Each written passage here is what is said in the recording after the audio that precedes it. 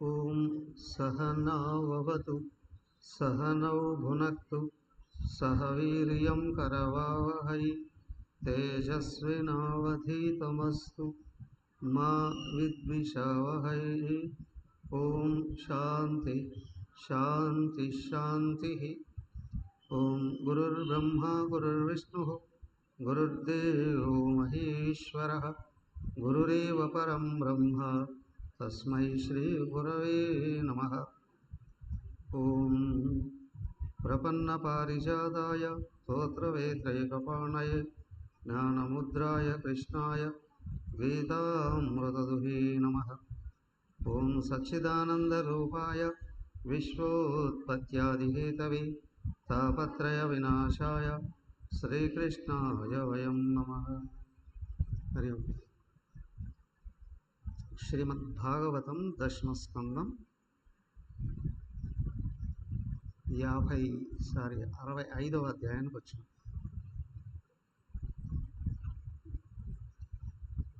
ఉషాదేవి పెళ్లి చేసి వెనక్కి తీసుకొని వచ్చేశారు బలరామకృష్ణులు అనిరుద్ధుణ్ణి కదా. ఇంతవరకు అయిపోయింది కదా. ఆ తర్వాత నృగమహారాజు చరిత్ర కూడా విన్నాం. ఇక్ష్వాకు యొక్క కుమారుడైనటువంటి నృగుడు అనేటువంటి మహారాజు తెలియక చేసిన చిన్న దోషం వలన మహాత్ములకు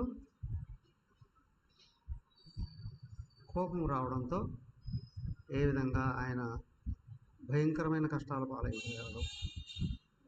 తర్వాత ఇప్పుడు బలరాముడు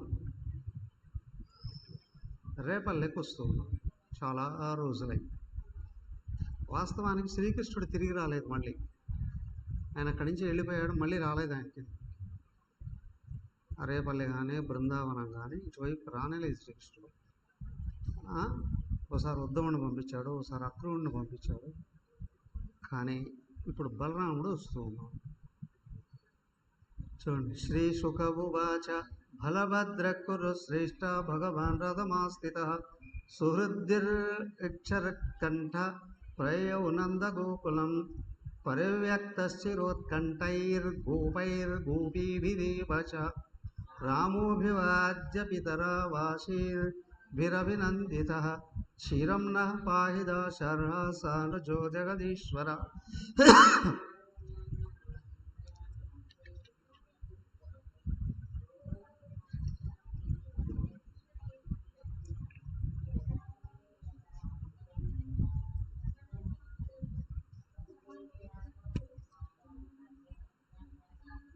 విశ్రాంతం సుఖమాసీనం బప్రచ్య పర్యుపాగతాః పృష్టాస్యానామయం స్వేషు ప్రేమ గద్గతయా గిరా కృష్ణే కమలపత్రాక్షే సన్యస్తాఖిల రాధసః.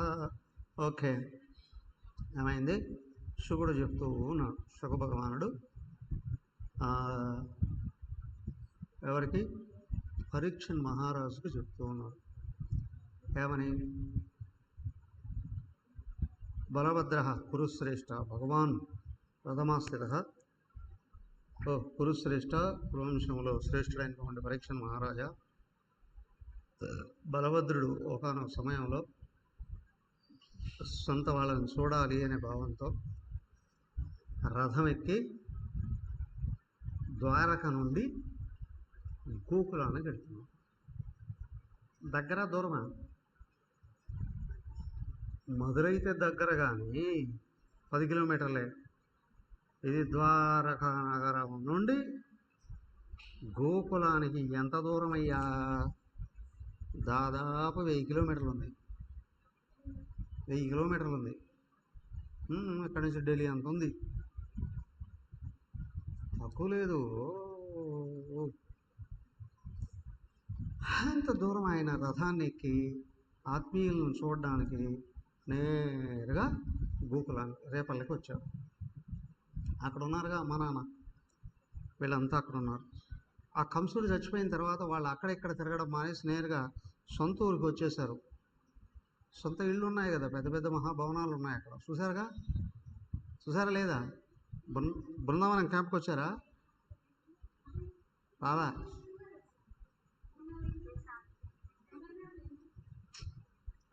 ఒకటే ఒక చిన్నది, అది వేరేది. ఆయన తర్వాత వచ్చినటువంటి ప్రదేశం చూసాం. కానీ ఆయన సొంత ఊరు రేపల్లె ఉంది, లేదు 20. ఆ రేపల్లెలో చాలా పెద్ద ఇల్లు ఉంది. ఎక్కడ పూతన సంహరణము ఇవన్నీ జరిగినటువంటి ప్రదేశం ఉంది. మొట్టమొదట వసుదేవుడు తీసుకొని వచ్చి యశోదమ్మ పక్కన వదిలేసి వెళ్ళిపోతాడు కదా, ఆ ప్రదేశం. అక్కడికి వచ్చేసి వాళ్ళందరూ అక్కడికి వచ్చి నివసిస్తున్నారు. ఇప్పుడు నేరుగా ఆయన రేపల్లకి వచ్చేసాడు.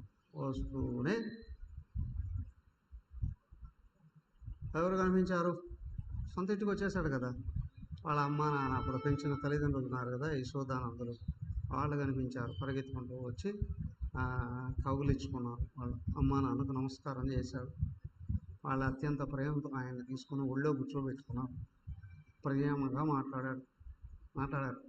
అప్పుడు వాళ్ళు అడిగారు, బలరామ, నువ్వు మహానుభావుడివి, మహాత్ముడివి, తెలిసింది కదా,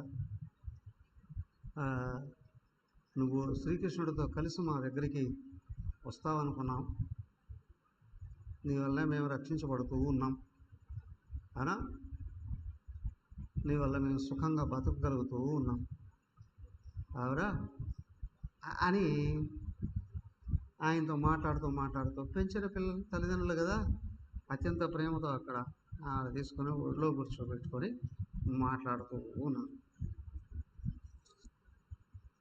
వాళ్ళతో కొద్దిసేపు మాట్లాడారు. ఈ లోపల గోపాలురందరూ వచ్చి వాళ్ళ దగ్గరికి వెళ్ళారు. వాళ్ళతో కొద్దిసేపు సరసరాలతో ఆ గోపాలుడితో వాళ్ళు భయంగా దూరతనంగా నిలబడుతున్నారు. అప్పుడు వాళ్ళతో పాటు వీళ్ళు కూడా గోపాలుడు పిల్లలేమో అని అనుకున్నారు. తర్వాత తెలిసింది, ఆ కంసుని చంపేసిన తర్వాత వీళ్ళు ఎంత గొప్పవాళ్ళు అనేటువంటి విషయం, వసుదేవుడు పుత్రులు అనే విషయం తెలిసింది, మహారాజులు అనేది తెలిసింది. తర్వాత భయంగా దూరంగా ఉంటే వాళ్ళ మీద జోకులు వేస్తూ హాస్యోక్తులు వాడుతూ వాళ్ళని ప్రేమగా ఆయన దగ్గర తెచ్చుకొని వాళ్ళతో మాట్లాడుతూ అట్లా కొద్దిసేపు గడిపాడు. తిరిగి వెళ్ళిపోయి లోపల ఇంటికి వెళ్ళి భోజనం చేసి కొద్దిసేపు శాంతి తీసుకొని మళ్ళీ బయటకు వచ్చి వీళ్ళతో కలిసి తిరగడానికి ప్రయత్నం చేస్తూ ఉన్నాడు. ఏమైంది?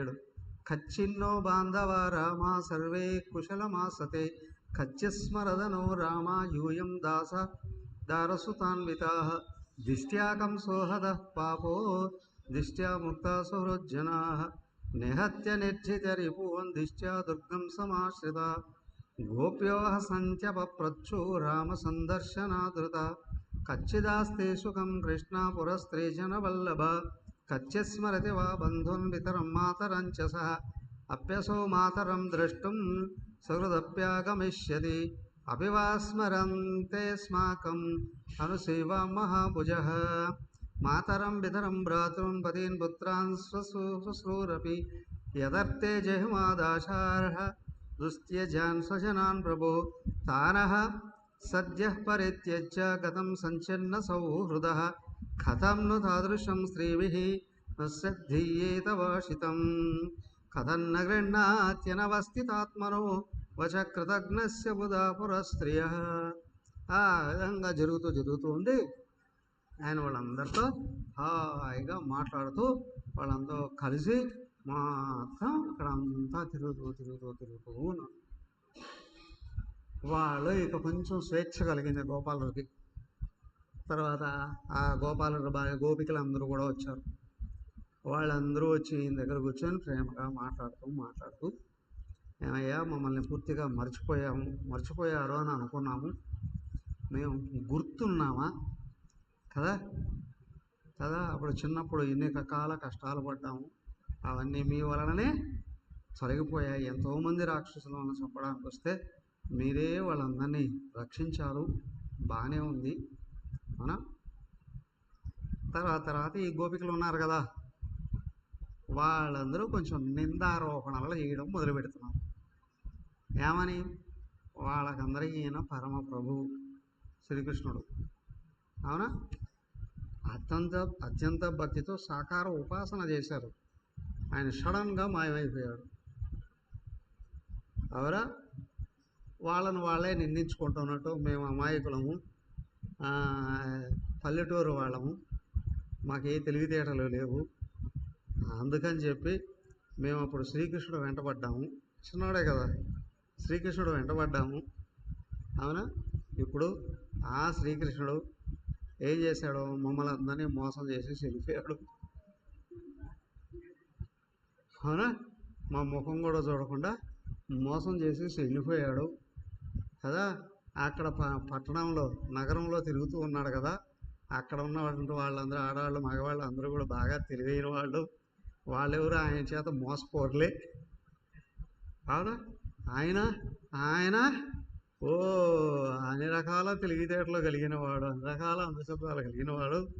మాకు తెలిసి అక్కడ ఉన్న వాళ్ళందరూ కూడా ఆయన చేత కంపల్సరీగా మోసపోయే అవకాశం ఉంది కదా. సో ఇలాగా అంటూ మాట్లాడుతూ బోర్ని ఏడ్చేశారు.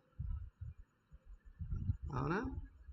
లోపల ప్రేమపూరితమైన భక్తి ఏదైతే ఉందో ఆయన మా దగ్గర లేడే అనే వేదన కదా. ఎక్కడ నిజంగా భక్తి ఉందో, ప్రేమపూరితంగా విమర్శ వచ్చిన దుష్ట భావాలు రావు లోపల నుండి. చెడు చేయాలి అని, మమ్మల్ని మోసం చేసావనో, మమ్మల్ని వదిలేసావనో, అయ్యావనో అవి రావు. ఎందుకంటే ఈ వ్యతిరేక భావాలు కానీ వస్తే ఏమవుతుంది అనంటే, పైకి మాట్లాడేమో మాకు దగ్గర లేరు అని మాట్లాడుతూనే లోపల ఆలోచిస్తారు ఏమని, మాకు దగ్గర ఉండకూడదని. అవునా. చెడు కోరేటువంటి పరిస్థితులు ఉంటాయి కదా. అది లేదు ఇక్కడ. ఆయన మాకు దగ్గరగా ఉండాలి అనేటువంటి భావం ఏముంది, మాకు ఆయన దూరం కాకూడదు అనేటువంటి భావం ఉంది. కాబట్టి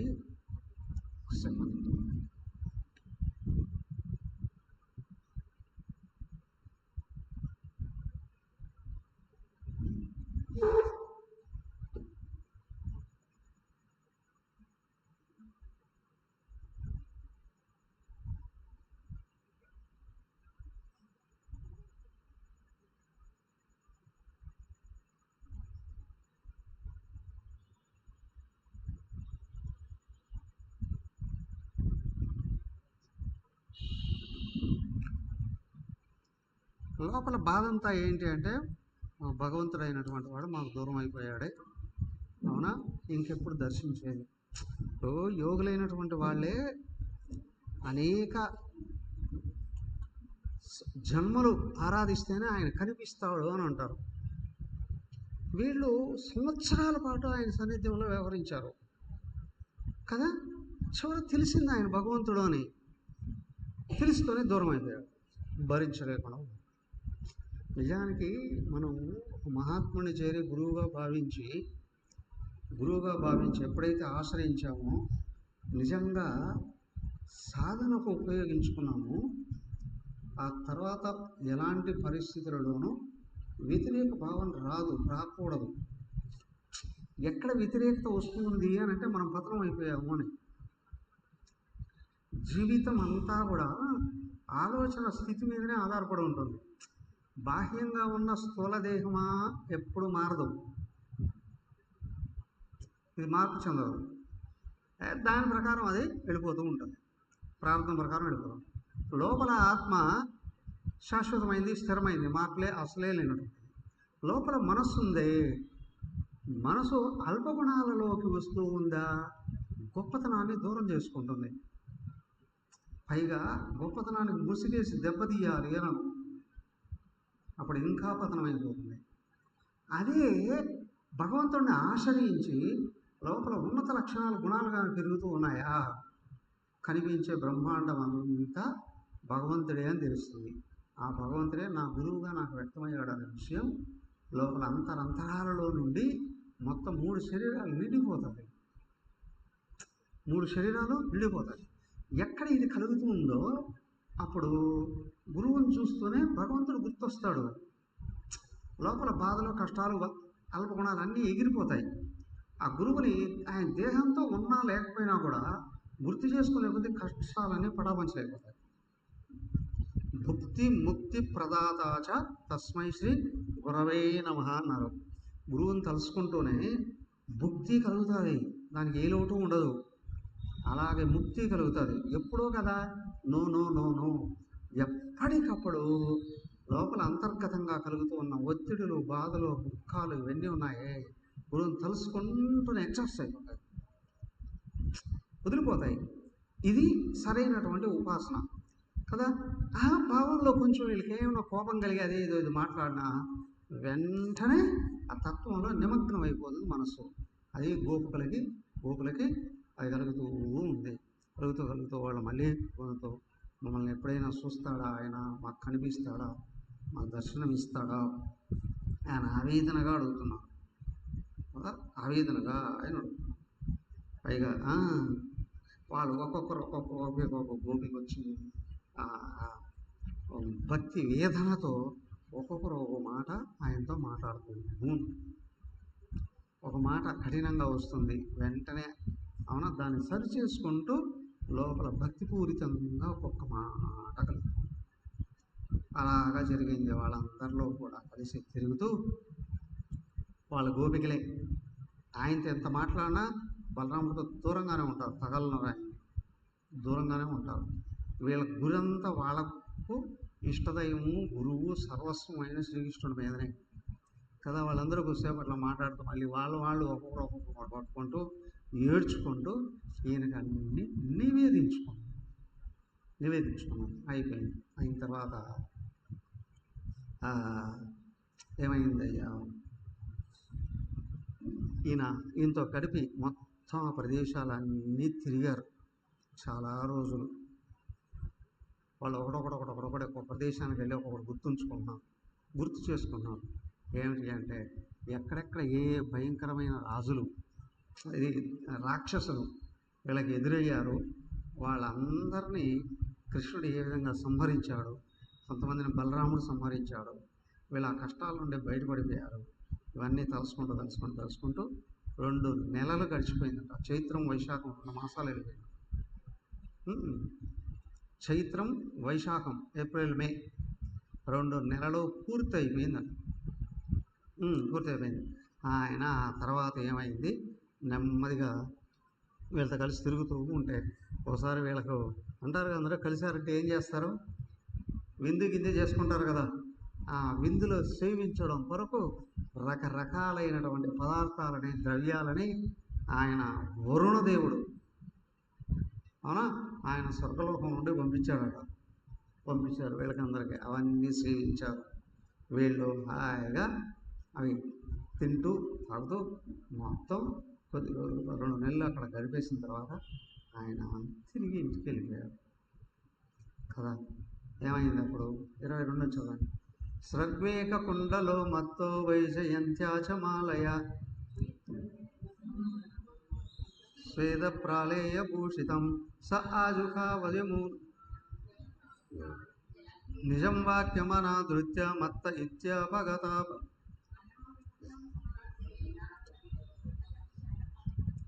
భావేత్వం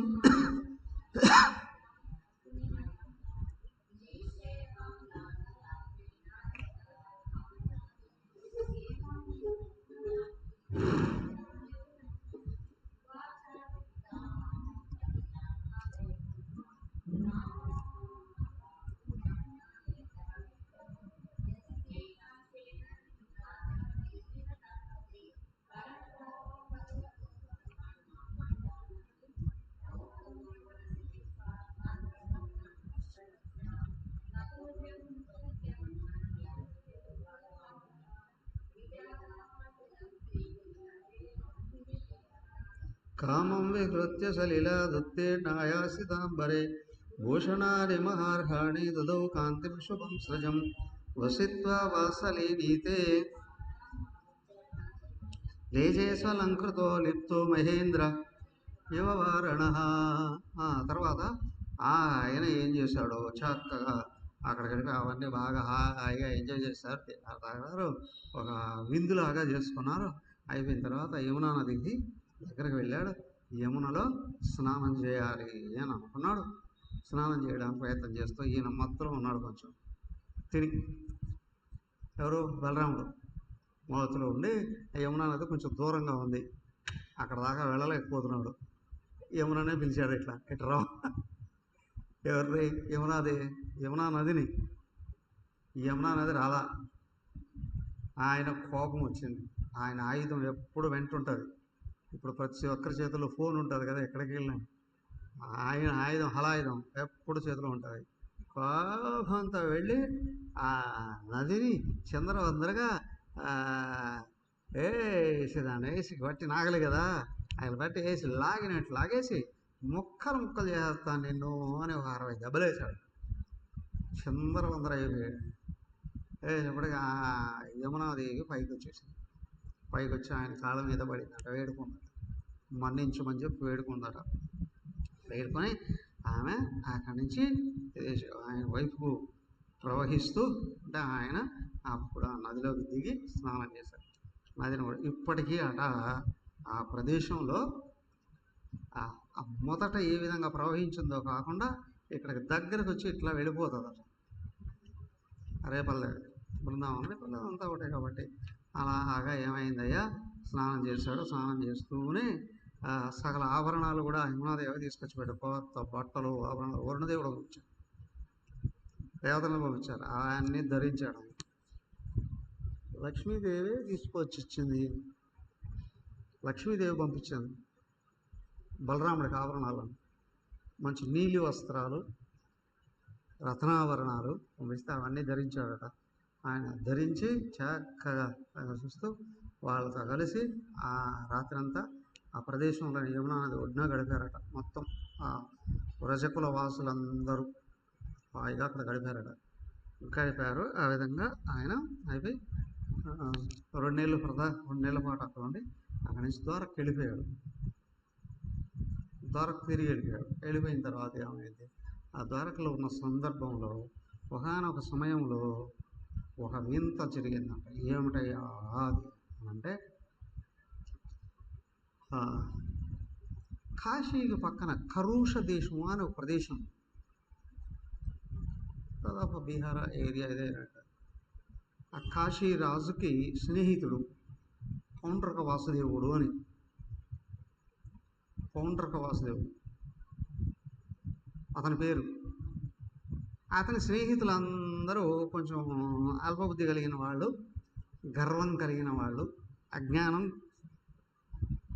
దుష్టగుణాలు కలిగిన వాళ్ళు.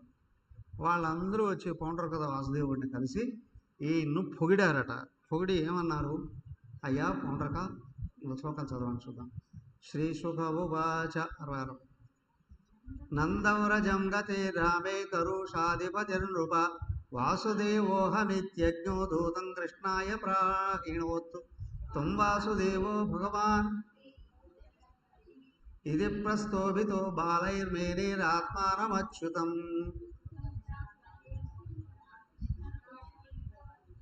ద్వారకాయాం యదా బాలో నృపో బాలకృతో బంతః దూతస్తు ద్వారకామేత్య సభాయామస్థితం రవం కృష్ణం కమలపత్రాక్షం రాజసందేశమబ్రవీత్ వాసుదేవోవతీర్ణోహం ఏక ఏవ న చాపరః భూతానామనుకంపార్థం త్వం తు విద్యాభిధాం త్యజ యాని త్వమచ్ఛిన్నాని మౌఢ్యాద్వివర్షి సాత్వతః భక్త్యైవ మాం త్వం శరణం నో చేద్దేహి మమావహం. శ్రీశుక ఉవాచ కథనం తదుపాకర్ణ్య పౌండ్రకస్యాల్వమేధసః ఉగ్రసేనాదయః సద్య ఉచ్చకైర్జహస్సుస్తదా. ఏమైంది? సుకుమారుడు చెప్తున్నాడు. ఈ పౌండ్రక వాసుదేవుడిని అందరూ వచ్చి పొగిడారు. అయ్యా పౌండ్రక వాసుదేవు, నీ పేరే అస్సలు వాసుదేవుడు అని అంటే, అవునా, నువ్వే భగవంతుడివి, నీకంటే గొప్పవాళ్ళు ఈ భూమి మీద ఎవరో లేరు, నువ్వు పరమాత్మవు, సర్వశక్తులు నీకున్నాయి, అవునా, నువ్వు ఏమైనా చేయగలవు. నీ పేరు పెట్టుకునే ఆ ద్వారకలో ఒక అతను, ఒక అల్పుడు, తెలియలేనివాడు, శక్తి లేనివాడు, నీ పేరు పెట్టుకొని తిరుగుతూ ఉన్నాడు. ఎలాగైనా సరే నువ్వు అతని అహంకారాన్ని, మదాన్ని అణిచి అతను పెట్టుకున్న పేరు మార్పించాలి. ఎవరిని? శ్రీకృష్ణుని. శంఖచక్ర గదా పద్మాలు ఇవన్నీ ఉన్నాయే, అతని చేతులు వదిలిపెట్టేటట్టు చేయాలి. వీళ్ళందరూ పొగిడారు, వాడు నిజమే అనుకున్నాడు. నిజమే అనుకుని ఏం చేశాడు, ఒక దూతను పిలిచి నేరుగా ద్వారకకి వెళ్ళి, ద్వారక అక్కడ ఆ శ్రీకృష్ణుడికి చెప్పుకో, భూమి మీద వాసుదేవుడు అంటే ఒకడే ఉండాలి, అది నేనే దేవుడిని, నేనే భగవంతుడిని, నువ్వు కావాలి అని, అవునా, ఆ పేరు పెట్టుకున్నావు వాసుదేవుడు అని, పేరు వదిలేయాలి, నీ చిహ్నాలన్నీ వదిలేయాలి, నువ్వు నాకు సారీ చెప్పాలి, క్షమాపణ అడగాలి, లేకపోతే నేను చంపేస్తా. ఎవరు? ఈ పౌండ్రక వాసుదేవుడు అక్కడికి బెదిరింపు ఉత్తరాన్ని పంపించాడు. నేరుగా ఒక వ్యక్తిని ఇచ్చే పంపించాడు. వాడు వచ్చాడు, నేరుగా సభలో ఉన్నాడు కృష్ణుడు. సభలో ఉండేటప్పుడు వాడు వచ్చి, అయ్యా, మా అయ్యవారు పౌండ్రక వాసుదేవుడు నీకు ఒక హెచ్చరిక పంపించాడు, అవునా, నువ్వు నకిలీ వాసుదేవుడు అట, అవునా, నకిలీ వాసుదేవుడు నువ్వు, కాబట్టి నువ్వు అనవసరంగా చిహ్నాలన్నీ పెట్టుకున్నావు, నువ్వు పిరికోడివి, ఏమీ తెలియలేని వాడివి, శక్తి లేని వాడివి, ఈ భూమి మీద దేవుడు వాసుదేవుడు ఒక్కడే మా రాజు, నువ్వు క్షమాపణ చెప్పి ఇవన్నీ కానీ వదిలేయకపోతే నీ మీద శిక్ష వేస్తాడట. ఏం చేయాలి? ఈయన అన్నాడు, చెప్పకుండా ఉంటాడా ఇక్కడ? అవునా, ఆయన అన్నాడు, ఇదిగో వెళ్ళు, మీ పౌండ్రో కొడతో చెప్పు. వాడు అవన్నీ చెప్తూ ఉంటే సభలో వాళ్ళందరూ నవ్వారట. అర్థమైంది కదా ఏంటో పోయేకాలం వచ్చినట్టుంది ఏడికి అని. వాళ్ళందరూ నవ్వడం ఆపిన తర్వాత శ్రీకృష్ణుడు ఆ దూతతో ఈ విధంగా చెప్తూ ఉన్నాడట, ఓ మూఢుడైన పౌండ్రక, నువ్వు చెప్పినంత మాత్రాన నా దగ్గర ఉన్నటువంటి చిహ్నాలు నా పేరు పోయేటివే కాదు, ఏదో నేను వస్తా కదా, నీ అంత చూస్తా, అవునా, అందరూ చూస్తూ ఉండగానే నీ శవాన్ని రాబందులు పీక్కు తింటాయి, అవునా, పీక్కుతుంటాయి, నీకు పోయే కాలం వచ్చింది, కుక్కలు నక్కలు అన్నీ పీక్కు తినే కాలం నీకు వచ్చింది అని చెప్పుకో, శీఘ్రంగా నేను వస్తున్నాను అని చెప్పేసి ఆ దూతను పంపించేశాడు. ఈయన ఏం చేశాడు, ఆ తర్వాత సైన్యంతో కలిసి కొంతమంది పెట్టుకొని నేరుగా వెళ్ళిపోయాడు. ఎవరు? శ్రీకృష్ణుడు వెళ్ళేటప్పుడు అతను ఎక్కడ ఉన్నాడు? కాశీలో ఉన్నాడట. కాశీరాజు అతనికి స్నేహితుడు అని అనుకున్నాం కదా, ఆ స్నేహితుడి దగ్గర ఉన్నాడు. ఈయన తెలిసి నేరుగా కాశీ మీదకి వెళ్ళిపోయి యుద్ధాన్ని ప్రకటించాడు. ఎవరు? కృష్ణుడు వెళ్ళినప్పుడు వాడు ఆ కాశీరాజు సహాయంతోనే ఆల్రెడీ అక్కడికి వచ్చేప్పుడు సైన్యంతో వస్తాడు కదా, 2 అక్షోహిణీల సైన్యాన్ని తీసుకొని ఊరు బయటకు వచ్చాడట కృష్ణుడి మీదకి. ఈ లోపల ఈ కాశీరాజు ఉన్నాడే, ఆయన కూడా ఇంకా కొంచెం సైన్యం తీసుకున్నాడట, 3 అక్షోహిణీల సైన్యం తీసుకున్నాడట. తీసుకొని వచ్చి ఈ పౌండ్రకుడికి సహాయంగా కృష్ణుడి మీద యుద్ధాన్ని ప్రకటించాడు. 5 అక్షోహిణీల సైన్యంతో వాళ్ళు వచ్చారు కదా, అప్పుడు మళ్ళీ బెదిరించడానికి ప్రయత్నం చేస్తున్నాడు. వాడు కూడా చక్కతో ఇవన్నీ చేసి పెట్టుకున్నాడట. ఏవి? శంఖం, చక్రం,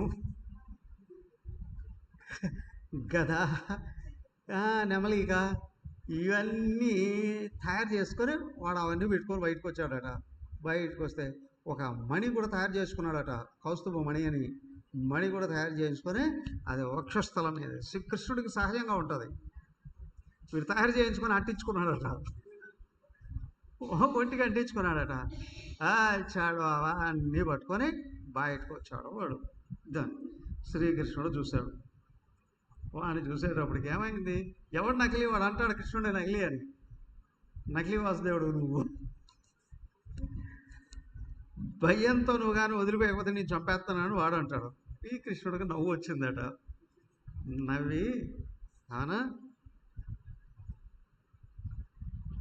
వాడి మీదకి యుద్ధానికి వెళ్ళాడు.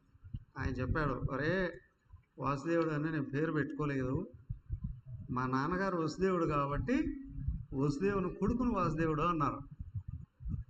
ఈ ఆవరణాలు శంఖచక్ర కథలు నేను చేయించుకోవాలి ఇలాగా, అవన్నీ సహజంగానే వచ్చాయి.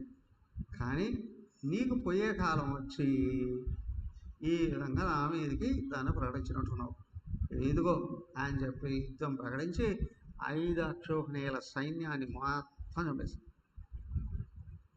5 అక్షోహిణీల సైన్యం చచ్చిపోయింది. చచ్చిపోతే ఇప్పుడేంటి, వీడున్నాడు కదా, కొండ కూడా ఉన్నాడు కదా, ఏం చేశాడు, వాడిని కూడా చంపేశాడు.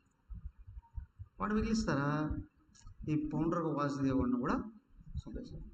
చంపేస్తే అతనికి హెల్ప్ చేయడానికి వచ్చాడు కదా కాశీరాజు వచ్చాడు కదా, కాశీరాజును కూడా చంపేశాడు. చంపేసి ఏం చేశాడు, ఒక బాణంతో కొడితే అది ఏమైంది, తలకాయ వెళ్ళిపోయి వాళ్ళ ఇంటి ముందు పడింది. కాశీరాజు అంతఃపురం ఉంది, అంతఃపురానికి ముందు పడింది, అంతఃపురం ముందు పడింది. అక్కడ అయిపోయింది. ఇక్కడ వెళ్ళేటప్పటికి ఏం చేశాడు, కాశీరాజు కొడుకు ఈ పాండవ వాసుదేవుడు నిత్యం నిరంతరం కృష్ణుని తలుసుకుంటూ ఉన్నాడు కదా, వాడికి సార్వకు మోక్షం కలిగిందట. వాడు అక్కడ చచ్చిపోయి లోపల ఉన్న జీవ చైతన్యం ఏదైతే ఉందో కృష్ణులో కలిసిపోయింది. వాడు ద్వేషంతోనైనా కృష్ణుని నిరంతరం తలుసుకున్నాడుగా, కాబట్టి వాడు కృష్ణులో కలిసిపోయాడు. ఈ కాశీరాజే తల దిగిపోయి వాడి పోయి పడిపోయింది. తెల్లారేటప్పటికీ ఆ తల చూశారు వాళ్ళ ఇంట్లో వాళ్ళందరూ బయటకు వచ్చి, అవునా బయటకు చూశారు. చూసేటప్పటికి భయంకరంగా అనిపించింది. ఏమిటి, వాళ్ళ నాన్నగారు తల పడిపోయింది కదా, కొడుకు వచ్చి చూశాడు. వాడి పేరేమో సుదక్షిణుడు, కొడుకు పేరు సుదక్షిణుడ. వాడు చూసే వాళ్ళ నాన్న తల చూసి లోపల విపరీతమైనటువంటి కోపం వచ్చిందట. ఎలాగైనా సరే మా నాన్నను చంపిన వాడిని తల నరకాలి అనుకున్నాడు. వాడు తల నరకాలి అని అనుకున్నాడు. కాకపోతే ముందు చేయాల్సినటువంటి పనులన్నీ పూర్తి చేశాడు. ఉత్తర కర్మలు ఉన్నాయి కదా, దహన కార్యాలు, ఉత్తర కర్మలు, అవన్నీ పూర్తి చేశాడు. పూర్తి చేసి వెళ్ళి ఆడు తపస్సు చేశాడట. ఎవరు, ఈ సుదక్షిణుడు శివుడి గురించి ఆరాధించి తపస్సు చేశాడు. తపస్సు చేసి శివుడు ప్రత్యక్షమయ్యాడు. ప్రత్యక్షమైంది చెప్పాడు, మా నాన్న చంపిన వాడిని చంపాలి, నాకు ఆ శక్తిని ఇవ్వ అవకాశం. సరే సరే అన్నాడు ఆయన. ఆయన ఈ లోపల వీడు హోమం చేస్తే హోమంలో నుంచి ఒక శక్తి పుట్టిందట, కృత్య అనే ఒక శక్తి. హోమకుండా ఉండండి, ఆయన తదాస్తున్నాడు కదా, పోయి హోమం చేయపో, హోమంలో శక్తి పుడుతుంది, నీ కోరిక తీరుతుంది పో అని అన్నాడు. నీ కోరిక తీరుతుంది పో అన్నాడు. తీరుతుంది ఒక శక్తి పుట్టింది. ఆ శక్తిని వచ్చి సరెండర్ అయ్యి ఆదేశించమంది. ఎందుకోసం నన్ను సృష్టించావు, ఏం చేయమంటావు చెప్పు అని చెప్పాడు. అక్కడికి వెళ్ళి శ్రీకృష్ణుడు చంపేసిరావు. ఈ శక్తి నేరుగా వెళ్ళిపోయి ద్వారక మీద పడింది. ద్వారక చుట్టూ ఉన్న జనాలందరూ చంపేస్తుంది. భయంకరమైన అగ్నిగోళంగా మారి మొత్తం ద్వారకనంతా దహించి పారేస్తుందట. ఈ ద్వారకలో ఉన్న వాళ్ళందరూ పరిగెత్తుకుంటూ కృష్ణుడి ఇంట్లోకి వెళ్ళారు. కృష్ణుడి ఇంటికి వెళ్ళి అక్కడ ఏం చేశారు, కృష్ణుడికి చెప్పారు, అయ్యా ఏదో భయంకరమైన అగ్ని వచ్చి ద్వారక మీద పడింది, దహించి పారేస్తుంది, కృష్ణాను వేదిక్కు అని, మీరు భయపడకండి అన్నారు. ఆయన నేరుగా వచ్చి ఆ శక్తిని ఒక్కసారి కోపంగా చూశారు. ఆ శక్తి నీరు గారిపోయింది. అభిచార హోమం అదేదో పుట్టిన వచ్చిన శక్తి కృష్ణుడు ఏం చేస్తుంది, కృష్ణుడు ఎవరు, సాక్షాత్ నారాయణ భగవానుడు కదా, అది నీరసించి తగ్గిపోయి ఏం చేసింది, వెనుదిరిగి నేరుగా కాశీ మీదకి వచ్చి పడింది. కాశీలో జనాలందరినీ చంపేసింది. ఎవడైతే ప్రయోగించారో ఆ పురోహితులు, ఈ రాజు, వీళ్ళని చంపేసింది. అప్పటికే వాడు బాగా సంపదలు సంపాదించి పెట్టుకున్నాడట. మహా మేడలు, సభాభవనాలు, షాపులు ఇవన్నీ ఉంటాయి కదా, పురద్వారాలు, కోటబురుజులు, ధాన్యాగారాలతో సహా, పోషాగారంతో సహా, అన్నశాలలు అన్నిటినీ దహించేసింది. మొత్తం ఒక మాటలో వాడి రాజ్యాన్ని పూజ్యం చేసేసింది. సంపూర్ణంగా పూజ్యం చేసేసి అది కూడా మాయమైపోయిందట. ఆ విధంగా పౌండ్రక దాసుదేవుడు అతనికి సహాయం చేసినటువంటి ఈ కాశీరాజు రాజ్యంతో సహా సర్వం నాశనం. అలా అయిపోయిన తర్వాత ఇంకేమైందయ్యా? ఏమైంది అని అంటే, బలరాముడు ఎక్కడున్నాడు ఇప్పుడు? ద్వారకలో ఉన్నాడు కదా.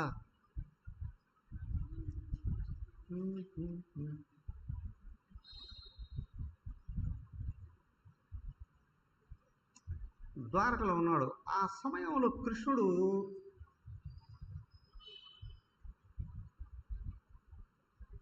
ఆ ప్రదేశంలో ఉన్నాడో లేడో చదవండి చూద్దాం. 67 రాజోవాచ భూయోహం శ్రోతుమిచ్చామి రామస్యాద్భుత కర్మణః అనంతస్య ప్రమేయస్య యదన్యకృత్వం ప్రభుః. శ్రీశుక ఉవాచ సఖా కచ్చిత్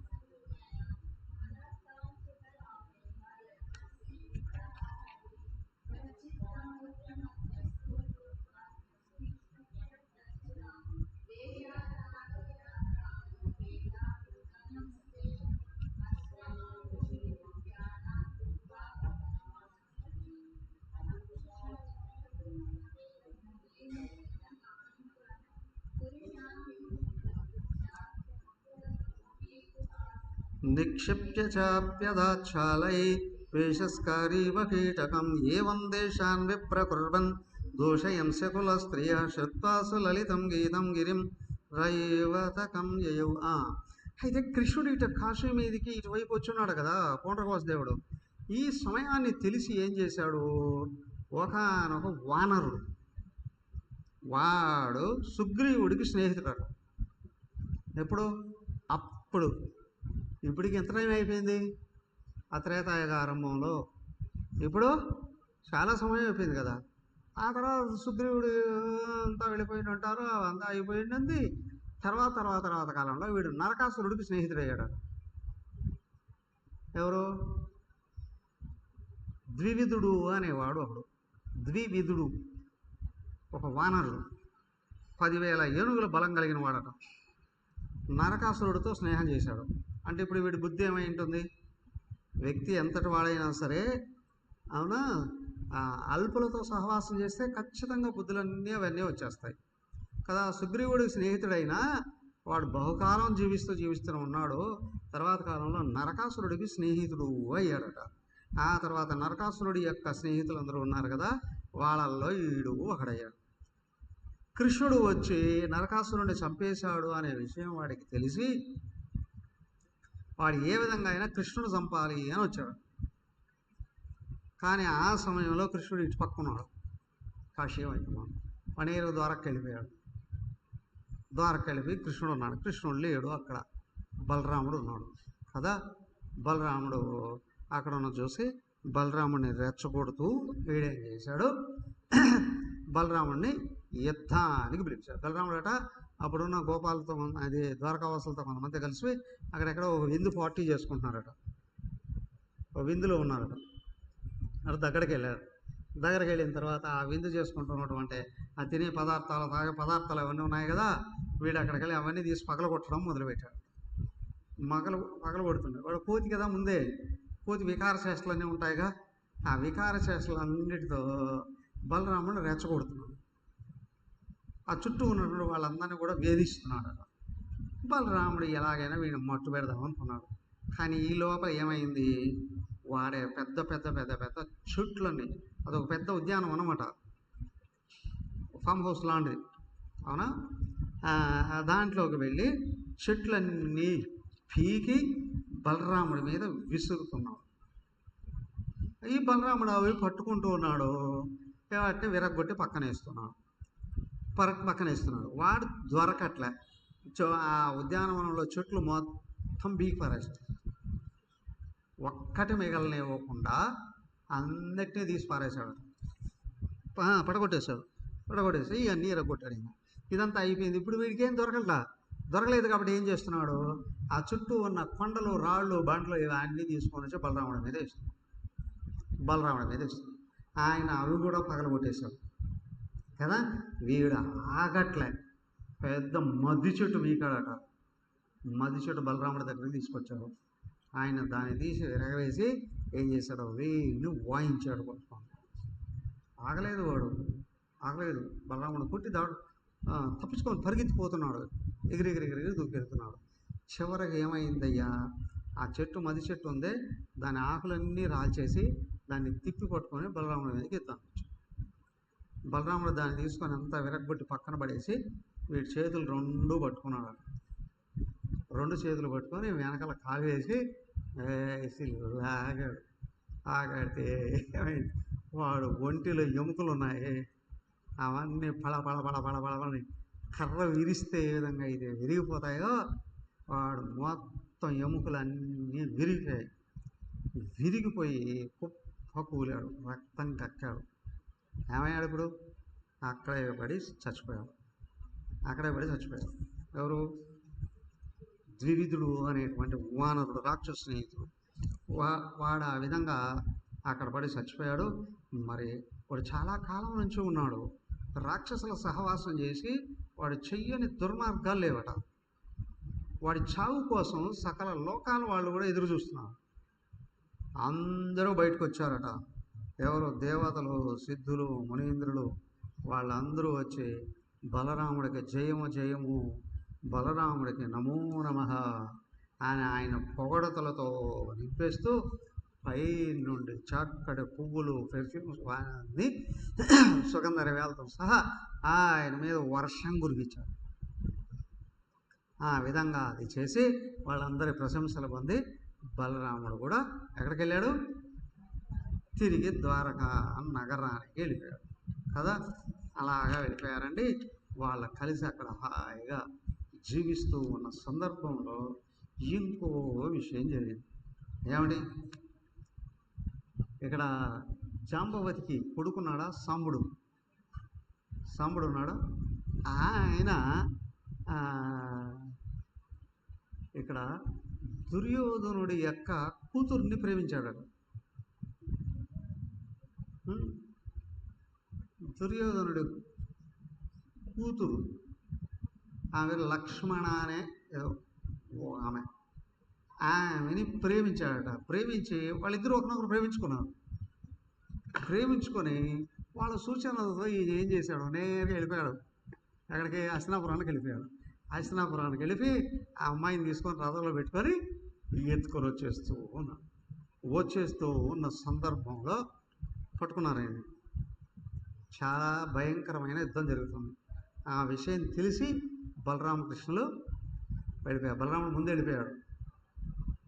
ఎక్కడికి? హస్తినాపురం మీదకి వెళ్ళిపోయాడు. సాంబుడిని విడిపించుకోరావడానికి. ఏం జరిగింది అప్పుడు తర్వాత చూద్దాం. హరి ఓం.